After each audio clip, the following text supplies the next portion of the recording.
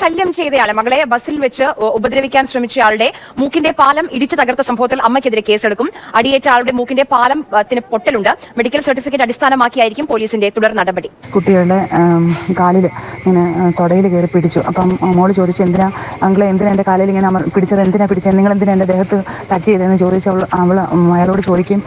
അയാൾ രോഷമായിട്ട് അമർഷമായിട്ട് അവളോട് സംസാരിക്കും.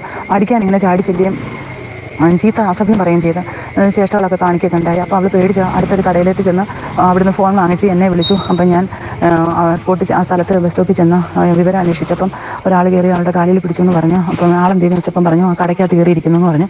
അങ്ങനെ ആ കടയ്ക്കകത്തുനിന്ന് ഞാൻ അയാളോട് ചോദിച്ചു, എന്തിനാ കുട്ടീൻ്റെ കാലിൽ ഇങ്ങനെ പിടിച്ച്, എന്തിനാ നിങ്ങൾക്കും മക്കളൊക്കെ ഉള്ളതല്ലേ എന്ന് ചോദിച്ചപ്പോൾ അയാൾ വളരെ മോശമായിട്ട് നമ്മളോട് നേരെ ആക്രോശിച്ച് മുമ്പോട്ട് വരികയും ഞങ്ങളെ നന്നായി ദേഹോപദ്രവം ചെയ്യേണ്ടായി.